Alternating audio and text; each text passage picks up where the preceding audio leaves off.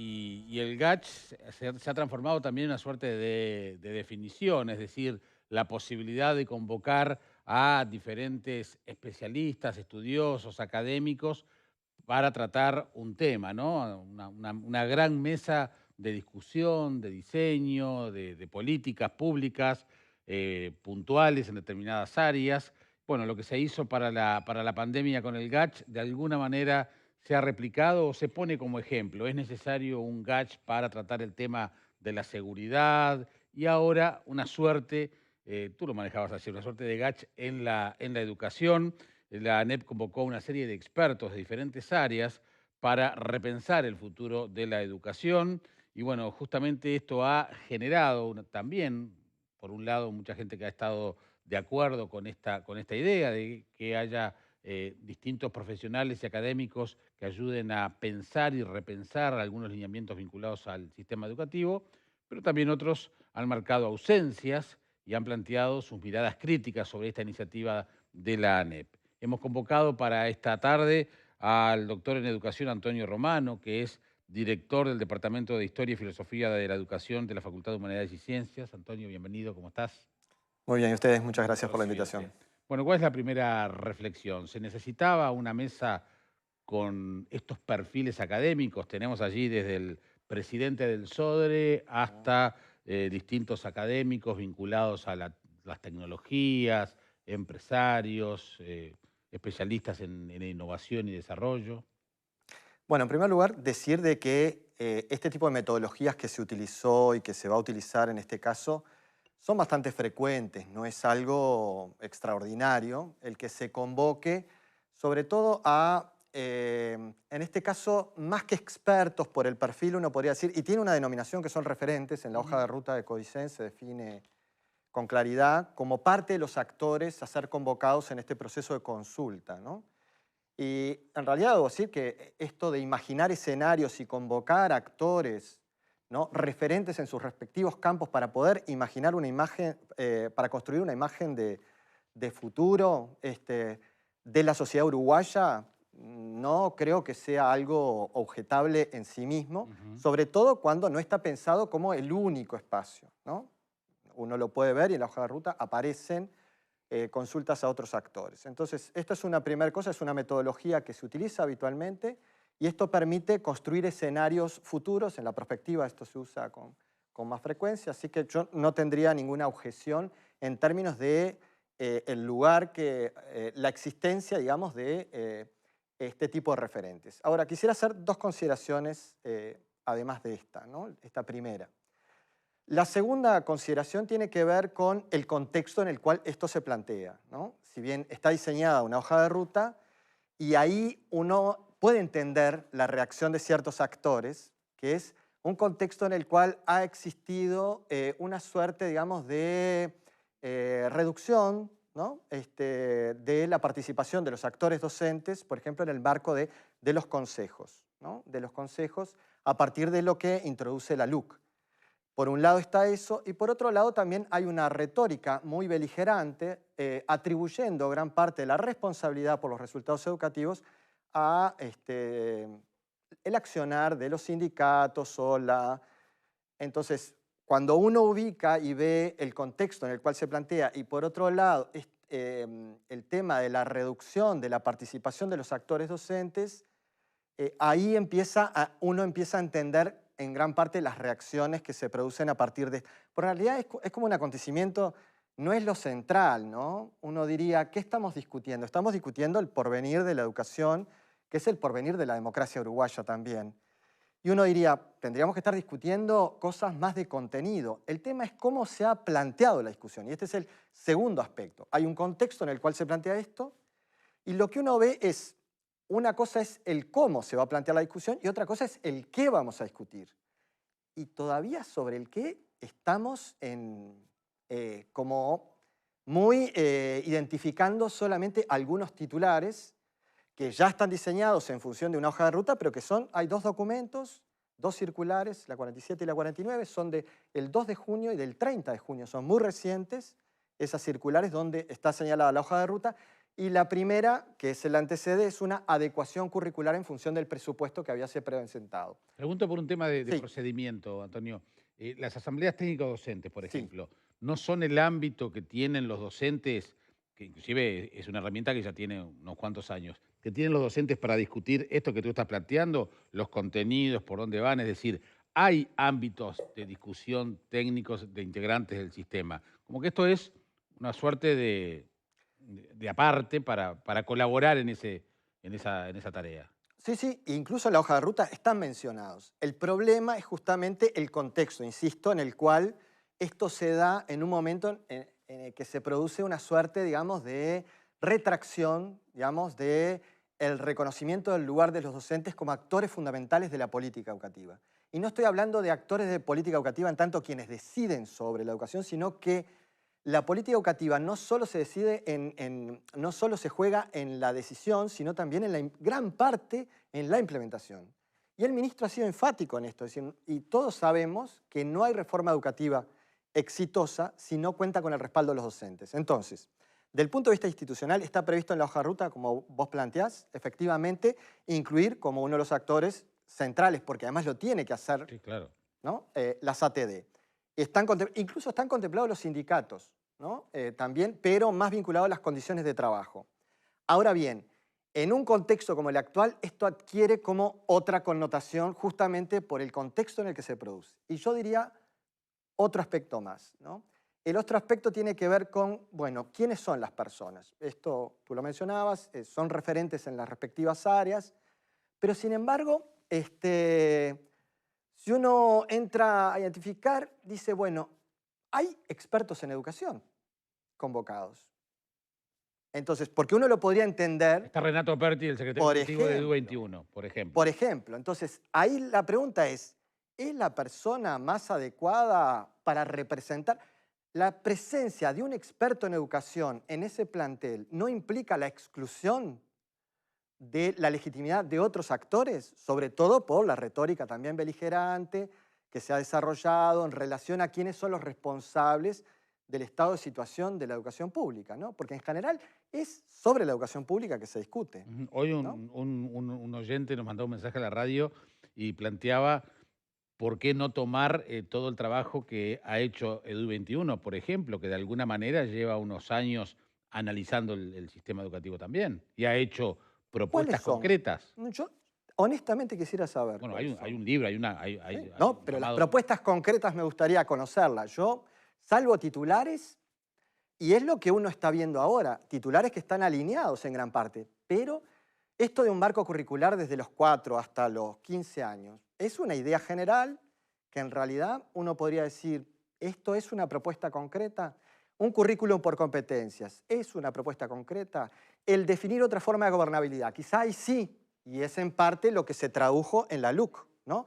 Ahora, las otras cuestiones vinculadas a uno ve la retórica, y ahí yo diría de que estoy más cercano al modo, lo que pasa que es contradictorio con el discurso que anunció el gobierno, estoy más de acuerdo con el modo en que está planteando la hoja de ruta, en este sentido de abrir la discusión, ¿no? Que con esto de las propuestas cerradas que vienen de un grupo de técnicos expertos, que en realidad me parece que no es el espíritu con el cual fueron convocados. Bien. Por eso me parece que convocar, por eso veo contradictorio esa convocatoria ahí y que de alguna manera restringe en un ámbito que debería abrirse la representación de quienes deberían estar hablando sobre educación en ese panel. Capaz que lo mejor, perdona, lo interesante hubiera sido, primero, uno diría, no tiene por qué haber expertos en educación si la experticia en educación se va a plantear en otro ámbito, por ejemplo, y hubiera sido más lógico, o eventualmente reconocer, por ejemplo, ¿por qué no está el maestro Tavares, por ejemplo? ¿No? Digamos, si vamos a hablar de planteo, digamos, en términos de personalidades relevantes que pueden pensar y su condición de maestro probablemente, ¿no? Como todos le reconocemos, más allá del carácter polémico que se pueda plantear, pero de última, no hay quienes están integrando este panel, digamos, por la presencia de cómo fue integrado, genera este tipo de reacción en un contexto de retracción de la participación. ¿Se entiende? Ahora están otras preocupaciones, maestro Tavares. Vamos, no vamos a No, obviamente. te estoy bromeando, me parece, además el ejemplo me parece muy gráfico e interesante. Doctor,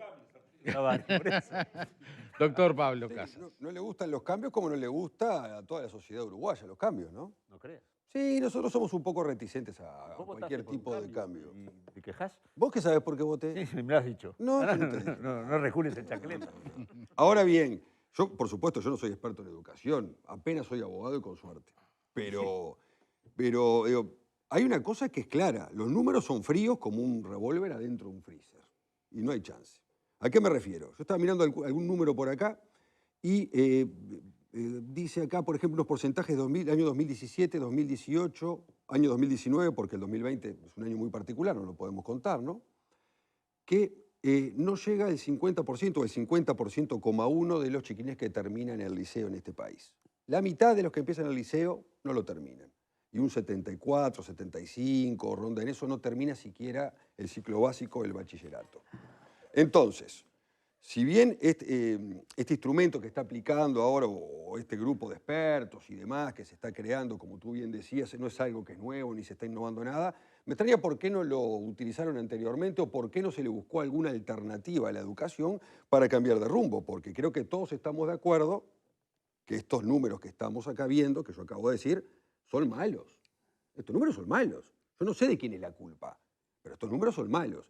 Y parecería ser que hay una constante en estos números que todo hace pensar que se van a seguir manteniendo. Entonces, un cambio tiene que haber, o una intención de cambio en la educación tiene que haber.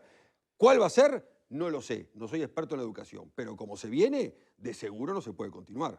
Es con los números que veo nomás, ¿no? Pepe. Nuestro invitado hablaba del qué para empezar a abrir el debate. Escuchándolo yo le agregaría el quién y por qué. El cómo y el cuándo en todo caso podría llegar a ser un elemento menor a tener en cuenta. De todas maneras, cuando el sistema político abre la cancha a distintos actores, a mí me parece sumamente interesante. Es más, me parece que es lo mejor que puede hacer el sistema político y particularmente el gobierno, o en este caso el gobierno de la educación. En realidad estamos hablando de la génesis de la política, porque el trabajo parlamentario se basa fundamentalmente en las tareas en las comisiones permanentes, donde allí quienes acuden son personas que entienden de los temas a tratar y asesoran a los legisladores cuando ingresan los proyectos de ley. Es decir, se está utilizando una herramienta que es muy antigua, muy conocida y además que forma parte del verdadero trabajo político como es el Parlamento. Yo le doy la bienvenida a ese tipo de iniciativas. Después habrá que discutir si el seleccionado está bien conformado o no, pero ese es otro tema. Alfredo. Yo creo que acá en el fondo lo que hay es una lucha por el poder de la educación. Es decir, nadie quiere largar la manija de lo que tiene y la educación en Uruguay ha tenido luchas intestinas durante mucho tiempo y la izquierda, que gobernó durante 15 años, no tuvo un proyecto único de cambio en la educación. Así fue que fracasó. ¿Se acuerdan que los que se fueron a DUI 21 fueron subsecretario de Educación y Cultura y secretario Director de Educación. director de Educación, ¿no? Mir y Filgueira. Y se fueron junto con gente de otros partidos políticos de todo pelo, expertos para formar el DUI 21. Yo me acuerdo, yo viví como padre de niños la reforma Rama, y me acuerdo que me peleaba con los maestros que decían, ¡ay, la reforma Rama es mala! Y yo, no, yo quiero más reforma, lo de Rama no alcanza, queremos más reforma todavía. ¿Tá? Y a Rama lo criticaron como loco, y resulta que después lo empezaron a reivindicar algunas de las cosas que él planteó. ¿Tá? Como también recuerdo que el plan Ceibal, si no se hubiera hecho por fuera del sistema educativo, todavía estaríamos discutiendo qué computadoras compramos. Es decir, yo creo que realmente nadie quiere largar el control del poder chacra, o de su chacrita que tenga, así sea una maceta, nadie lo quiere largar. Que vos convoques gente de otro lado, con cabeza abierta, fuera de la caja, para que te den ideas, no van a definir Jodal, Gonzalo Frasca y Natalia Trenchi y los otros que fueron, no van a definir la educación, van a tirar ideas. Es una especie de tormenta de ideas a ver qué pensamos para futuro. Me encantaría que la universidad hiciera algo similar, convoque gente fuera del status quo universitario, digan, ¿qué universidad queremos para el 2050? ¿Tá? Porque la universidad seguimos con la ley orgánica de 1958. ¿Tá? O sea que evidentemente creo que hay que pensar a futuro con otras cabezas, otros aportes, que serán buenos, malos, no sé. Pero lo que estamos haciendo hasta ahora no está funcionando bien. Evidentemente los números, lo dijo él, y hay muchos más números. Y la educación pública es la clave, porque es el 80% de la educación en Uruguay. Y es la que es democrática. Porque el resto, el que tiene plata, manda a sus hijos a escuela privada, así sea de izquierda, de derecha, decir, yo me salvo, mi familia, ping, pago, y el resto, arreglate como puedas. Entonces, a mí me parece bien convocar gente con otra cabeza, con otras ideas que capaz que son bolazos, pero capaz que son cosas geniales que nos ayudan a mejorar algo tan importante para el país como la educación. Selva. Bueno, yo primero sacaría de la mesa el tema de la deserción en secundaria como un problema de la educación, porque la deserción es un problema mundial, a nivel del mundo ocurre este fenómeno, y porque además en el Uruguay nunca hubo tantos estudiantes participando tanto en secundaria como en la universidad. En mi época era una élite la que llegaba a la universidad. Entonces, primero lo saco porque para mí eso no es un dato de los problemas que tiene la educación. Es más, me atrevo a asegurar que va a haber más deserción ahora, en el 20 ya la hubo, ya se demostró en las clases no presenciales, y en el 21 y en el 22, porque la deserción está muy asociada a los problemas sociales. Y los problemas sociales tienen que ver con familias desestructuradas, con padres que no tienen trabajo, con familias en donde la jefa de hogar es la madre y no puede atender a sus hijos, y donde los ¿Pero te chicos parece, Selva, están en la que calle. Entonces, retener a esos jóvenes no, todo no el es tarea de tema, la educación? no, yo estoy de acuerdo, pero quiero decir que el problema de la deserción, en ese caso, no es porque falla la educación, porque la educación falla por diferentes razones. Yo fui maestra y después fui docente de preuniversitario. Yo sé que falla, atención, que tiene problemas, pero digo nuevamente, el problema de la deserción en el Uruguay va a aumentar, no porque la educación está mal, sino porque socialmente las familias están con problemas. Acompaño totalmente lo que dijo nuestro invitado por dos razones. Una, estoy de acuerdo con que se convoque este ámbito de discusión donde participen hasta sindicalistas como Richard Reed, que ni siquiera, digo, es un sindicalista, sí preocupado por la educación, porque la FOEB, la federación que él dirigió, la Federación de la Bebida, ha instalado centros educativos y los financia y trata de trabajar para captar esos niños que quedan al margen de. Celebro que esté, yo que sé, Natalia Trenchi, gente a quien yo conozco que de verdad han estado involucrados y pueden dar una mirada desde otro ángulo. Creo que no me parece que haya sido feliz de parte de Robert Silva no haber convocado, por ejemplo, a los sindicatos de la educación. Creo que no fue una medida feliz. Creo que deberían también estar en este ámbito, incluso porque algunos sindicalistas tienen que escuchar otras voces, cómo se ven desde otras cabezas pensantes, que son gente, no los conozco a todos, conozco a varios de ellos, de los que fueron convocados, de los 13 que fueron convocados, y muchos de ellos me merecen muchísimo respeto, entonces me parece que estaría bueno que algunos sindicalistas escuchen a estas personas cómo visualizan el tema de la educación, qué mirada arrojan, etc. Por eso me parece que la LUC hizo tomó una mala decisión cuando sacó de los consejos a los docentes. Creo que los docentes son actores indiscutibles del proceso educativo. Así como lo es el educando, es el docente. No se puede hacer reforma sin docente que esté involucrado en la reforma. No se puede hacer reforma contra los docentes. De verdad, hay que trabajar con ellos y me parece que hubiera sido un acierto que Robert Silva convocara a estas personas, e incluso a más si quiere, y diera también participación. Mirá lo que te digo, no a las asambleas técnico-docentes que van a tener su espacio de discusión, digo incluso a los sindicalistas, porque los sindicalistas que están al frente de estos sindicatos, repito, tienen que sentarse con otros pares, tienen que escuchar qué opinan de ellos también, desde otro ángulo. Yo, por ejemplo, tengo visiones críticas sobre cosas que ha pasado con FENAPES, y lo he dicho públicamente, pero está bueno que los tipos escuchen y digan, ah, mirá, hay otra visión en esto. Bien. ¿Qué te parece la opinión del panel? Yo no, creo que hay como aspectos que hay relaciones de poder en todos los ámbitos de la vida social, Alfredo, hay relaciones de poder. Me parece que hay que naturalizar el poder. El tema es a qué costo, digamos, y estamos de acuerdo, más cuando se trata de la educación, ¿no? Es decir, relación de poder supone visiones diferentes, en una sociedad democrática existen y por lo tanto las relaciones de poder suponen el direccionar en un sentido u otro. El problema es el discurso que se instala cuando dice, bueno, fuimos elegidos, nosotros decidimos y el resto lo que tiene que hacer cuando hablamos de educación es acatar lo que decidimos. Esto fue dicho por el ministro, pero la hoja de ruta que muestra Codicen es contraria a esto y que en realidad muestra, digamos, una apertura mayor a incorporar otras voces. El tema que no tenemos, yo diría, y lo que exigiría en este momento es discutir cuál es la propuesta, porque tenemos como titulares. Entonces, me parece importante discutir sobre esta cuestión. Y yo quisiera decir que respecto a los números de Uruguay, uno puede, en relación a, si uno toma, si me permitís brevemente, si uno toma, yo creo que gran parte de, se ha logrado instalar un discurso de la crisis de la educación basado en un solo indicador. Uno solo, que es muy importante, pero es el único. Porque el resto es muy difícil. Si uno toma, que son los egresos de educación media superior y que sin duda estamos en un 43%, pero si ese mismo indicador lo tomamos en PISA, el crecimiento que tuvo, digamos, desde 2003 hasta la fecha, es más de un 10%, comparativamente es mucho más alto que cualquier otra América Latina en términos de crecimiento. Obviamente que el piso era más bajo, estamos de acuerdo. Ahora, cuando miramos los resultados de PISA, que es una prueba comparativa internacional, podrá haber opiniones respecto a esto, Uruguay está en los primeros lugares.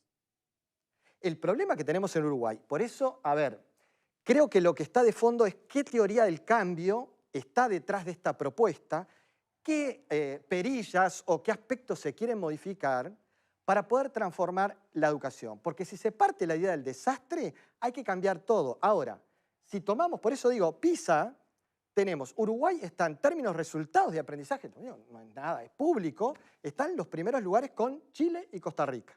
¿Sí? En los primeros lugares. O sea, mejoró de un tiempo No, hasta acá. se ha mantenido estable en el tiempo, no ha empeorado. Este es un discurso que se ha construido desde que Uruguay participa en PISA. Usted piensa que, Termino. pero usted piensa que el egreso del 50%, No. como estamos igual en las pruebas PISA, está bárbaro y hay que tirar. Pero Uruguay es Francia. Déjame terminar. ¿Qué pasa en ¿Me Francia? dejas terminar? Sí, por supuesto, claro. Con todo. Entonces, si uno dice, el resultado de PISA nos pone en primer lugar a nivel latinoamericano, no en relación a la UDI, que estamos por debajo de la media, igual que Chile y igual que el resto de los países latinoamericanos, ¿no? O sea, estamos por debajo de la media de la OCDE, pero estamos en los primeros lugares a nivel latinoamericano. Si nos comparamos con Chile, que estamos en el mismo lugar, tiene por encima el 90% de egreso de educación media superior Chile. Y Uruguay tiene tenía el 43%, ¿no? Entonces, ¿el problema es de rendimiento? Estoy hablando comparativamente. Solo esos dos indicadores. Y tomando PISA. ¿El problema son los programas? Porque si fueran los programas, ¿cómo estaríamos en el mismo nivel de rendimiento? En términos de matemática, lo que pretende transformar matemática, lectura y ciencias. Estamos en el mismo lugar. Entonces, ¿cuál es la hipótesis? Desde la administración anterior se puede haber planteado objeciones, pero el eje que se había planteado es los reglamentos de evaluación y pasaje de grado, que son los que regulan el tránsito de los estudiantes por el sistema educativo. Que quizá ahí estamos teniendo a veces las piezas en un sistema, ¿no?, que hay que tocar, y este es el tema. Hay quienes creen que hay que reformar todo para cambiar todo, o hay quienes pensamos que hay que tener un norte, definir los objetivos e ir tomando decisiones que vayan avanzando en esta dirección. Las señales sobre el tema pasaje de grado fueron muy erráticas, al menos lo que se conocía. Había gente que decía que habían recibido órdenes de pasar a todo el mundo. No me refería a eso. No, pero ahora que comentaste ese tema me acordé también, las señales que a veces conocemos son erráticas, sí, y no dejan claro ante la opinión pública cuál es el rumbo. Pero yo les doy eso, PISA, no estoy hablando de otra cosa. Entonces, ¿por qué no discutimos? Lo que pasa es que no se podía discutir esto. Yo venía a este panel, 2019, y el discurso era no era posible escuchar. Está bien, es cierto que uno diría, fueron 15 años del gobierno progresista, ¿por qué no hicieron los cambios antes? Lo que ustedes quieran. El asunto es, la educación es demasiado importante como para que estemos actuando en función de consignas y presupuestos respecto de teorías del cambio, que yo ahí sí voy a plantear y voy a decir que esta reforma curricular tiene una teoría del cambio equivocada, porque piensa que va a modificar prácticas de funcionamiento cotidiano con reforma del plan de estudio. Esta discusión ya la planteó Grompone en la década del 30, disculpen, ya que Grompone estuvo en la escena la discusión por esto de si es un lienzo o no Montevideo, o como alguien planteó, quizás es un lienzo en disputa. No voy a entrar en esa discusión. Pero lo cierto es que Grompone planteó en la década del 30, el problema central es el factor docente. Un buen docente con un programa, con cualquier programa, puede tener un buen resultado. Creer que se cambia la educación cambiando los programas es ingenuo, y la historia ha demostrado, la historia, digamos, y no solo de Uruguay, hay unos historiadores norteamericanos que muestran claramente 100 años de reforma y los fracasos sucesivos de las reformas. ¿Cuál es el talón de Aquiles que tiene la educación para ti hoy? El talón de Aquiles, yo te diría, en educación media, si uno ve, hay un estudio reciente que uno muestra en educación, ni siquiera son los interciclos, porque hay una idea de que el cambio, ¿no?, de los ciclos, que está planteado en el documento, hay un estudio reciente, digamos, de la Dirección de Evaluación y Estadística, del Departamento de Investigación y Estadística de COICEN, un muy buen estudio, que se pudo hacer porque se hizo la trazabilidad de un estudiante a partir de los sistemas informáticos que ahora son posibles, dónde está ubicado un estudiante en este momento y cuál es el flujo. ¿Qué es lo que pone en evidencia esto? Cuando uno mira cómo funciona el sistema de educación media, el 10% de la cohorte que ingresa en primer año repite en primer año. El 10% repite en segundo. Es sistemático, en sexto, no hay un punto de corte. El sistema en Uruguay fue pensado en el siglo XIX como propedéutico, y eso implicaba dos cosas. Una, que los conocimientos, por eso me parece también importante discutir sobre el bachillerato, y yo estoy en parte de acuerdo con algunas de las cosas que se han planteado. El bachillerato era propedéutico en dos sentidos. Uno, ofrecer los conocimientos necesarios para poder tener éxito en las carreras universitarias, y el segundo es filtrar a aquellos que iban a acceder a la universidad. Uruguay construyó un sistema exitoso porque funcionaba de ese modo. ¿Cuál es la diferencia que hay con el resto de los países de América Latina? Que los países que tienen mejores resultados en PISA en términos de egreso, no de rendimiento, por ejemplo, Perú, el caso, digamos, que es muy claro en este sentido, incluso el Brasil, es que construyeron los sistemas educativos de media, se construyeron con este objetivo de incluir al conjunto de los estudiantes. Nosotros tenemos un sistema educativo viejo que fue pensado con el criterio de seleccionar. Y eso sigue en la matriz. Eso es algo que está muy fuerte y que es difícil de modificar. Pero hay que tocar los puntos. Entonces, porque yo puedo cambiar todo y dejar los puntos centrales donde se reproduce esa lógica, que es, porque en la cabeza, y esto capaz que suena muy abstracto, es cuando entra un chiquilín a primero de liceo, muchas veces lo que se está pensando es, yo le tengo que enseñar para que le vaya bien en la universidad. Y está muy bien. El tema es qué voy a evaluar de ese chiquilín en primer año. Lo que quedó claro en las opiniones del panel es que esta suerte de grupo de referentes puede ser una bocanada de aire fresco de gente que no está en el sistema, que quizás no está contaminada, entre comillas, en el día a día de la realidad educativa, entonces pueden tener una mirada externa y pueden hacer pensar sobre algunos aspectos.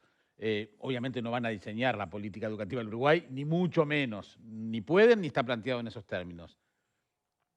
¿Cuáles crees tú que pueden ser los aportes que puedan provenir de un grupo que tiene estas características, de este grupo de referentes? Yo creo que tenemos que imaginarnos una sociedad de futuro, y creo que por eso está muy bien esto de los referentes. Tenemos que imaginar qué Uruguay queremos de aquí a 30, 40, 50 años. Y me parece que convocar referentes en este sentido nos ayuda a pensar ese Uruguay 30, 40, 50 años, ¿no? Creo que es muy importante y creo que en ese sentido la idea es buena. El asunto es, como decía Pepe también, a quiénes elegimos para esto y por qué cuando imaginamos esa sociedad de futuro no podemos pensar en ese espacio, como decía Selva, también a los docentes. ¿Por qué los docentes no pueden, no hay, acaso? No tiene, esta es la pregunta. No tiene Claro espacio para opinar. No, de acuerdo. Espacio, pero todo el tiempo tiene. Yo creo una cosa que es importante, es decir, el cambio de plan de estudio es importante, no es el único, pero también se plantea, entre otras cosas, cambiar la autonomía de los centros de estudio, por ejemplo, que es una cuestión que se resiste totalmente por parte de una corporación docente a que no, la autonomía de los centros de estudios no, porque no sé qué. ¿Cuánta formación docente tenemos hoy de nivel? pero no de tenemos hecho, formación docente de nivel. esa resistencia, si vos ves cómo funcionó en los sistemas educativos durante la pandemia, fue así. Bueno, el tema es ¿Quiénes que decidieron? parece que ¿En no realidad se resisten? Yo O creo- ahí había que, por eso hay como un preconcepto, realmente. Hay porque preconceptos. hay un Ahora, pero te digo una preconcepto cosa, de cómo se identifica y quiénes son los responsables Sí. y han logrado instalar exitosamente que los docentes son los principales causas del problema de la educación pública. No. Y sí, porque... No son los docentes, pero Pero- hay una corporación que pone Pero- muchas veces que no son todos los docentes. Es una Pero corporación. ¿quién hizo funcionar las escuelas desde el comienzo de la pandemia? ¿Y de qué modo? ¿Y cuál fue la política del gobierno? Que en los centros se decidiera de Sí. qué modo, y los centros se resistieron. Sí. Dijeron, no. ¿Pasó esto? ¿Esta fue la actitud? Yo no la vi. Bueno, No, cuando vamos se, a ver habla qué de, pasa cuando, ahora. cuando se habla de los docentes, se lo planteaba más en términos de la conducción de la educación cuando integraban cada uno de Pero los qué conceptos. cosa, No, no, a mí digo, que me digan una estoy- sola estoy- cosa, pero Alfredo, una cosa sola que se bloqueó en el consejo de secundaria o en el Exacto. consejo de sí, primaria exacto. Cuando por estaban acción de formando El plan parte. Promejora. docente. ¿Te acordás del plan Promejora? Que era un estudio piloto en 10 centros, le pusieron palos en la rueda porque, no, era un cambio porque venía de uno que era blanco. Pero el ah, plan que- Bravito, Promejora Bravito lo era, suspendieron. Bravito era. No, era No, Sí. Corvo. Ah, Córdoba, Daniel Ah, Córdoba. Daniel Corvo, es decir, lo trancaron. ¿Pero el quién? cambio de horas docentes de un año que sean 2 horas, 2 Bueno, años. a ver, No, eso ¿y no se ahora puede. qué pasa? No seas Yo malo, pregunto, ¿viste? ¿y ahora Era qué pasó? Trancaban todo el tiempo cualquier Porque tipo de cambio. ese... ¿Vos te acordás? Ahora yo no lo... Alfredo, yo me encantaría ver, porque se hizo mucho discurso sobre el profesor Cargo, ¿y ahora qué está pasando? No sé, ahora estamos saliendo. Está bien, No pero eso hay que idea. decía Alfredo, Pero, lo del Promejora, es un dato así. Yo no tengo evidencia de que hayan Yo sido... sí. Claro. Son que sí. 10 Se centros. trancó. No lo quería Estuvo ni loco. funcionando ¿viste? el Promejora. En el momento que funcionó, eran 10 centros en todo el país. Sí, era una especie de piloto a ver cómo funcionaba para tratar después Era un plan de piloto. llevarlo al resto. Yo digo una cosa, hay una frase que a mí me hace mucha gracia que dice, la defensa es demasiado importante para que esté solo en manos de los militares. Yo creo que la educación es demasiado importante para que esté solo en manos de los docentes. Me parece que ampliar el espectro no está mal, No, pero no. muchas veces Ahora, hay la está impresión de que... Tenemos una pausa. un bloque más para seguir Ok. discutiendo con el panel, pero tenemos que despedirte. ¿Cuál es tu reflexión final sobre en qué estado de situación queda? ¿Cómo la ves de aquí para adelante? A ver, yo creo que comparto con el panel y comparto también lo que planteaba Alfredo, de que tenemos que instalar esta discusión en profundidad sobre el tipo de educación que queremos. Tenemos que de alguna manera convocar a quienes son referentes en sus áreas para poder imaginar una sociedad de futuro del cual poder ver de qué manera la educación puede orientarse en esa dirección. Pero lo que está claro es que esos procesos, ese diseño, si no cuenta, digamos, con los docentes, no va a funcionar. Exacto. Podrá plantearse, se podrá considerar que son parte del problema, pero también son parte esencial de la solución. Exacto. Y si no se incorporan de entrada y no se dan señales claras, en este sentido, dar señales claras, ¿no? En realidad los procesos de reforma van a fracasar como han fracasado. Y, por último, a veces hay que ser más modesto. Bien. En el sentido de pensar, pequeños cambios pueden producir grandes cambios, y grandes cambios muchas veces lo que hacen cuando se piensan todas las variables al mismo tiempo, difícilmente alcanza el resultado que se espera. Gracias por haber venido, es un gusto recibirte. Igualmente, muchas gracias. a Da para todos. más, ¿eh? Sí, tenemos De verdad. nosotros tenemos un bloquecito más y el tema va a seguir, por supuesto, y Antonio va a volver aquí una vez más. Tenés que conocer además la línea de Smart TV.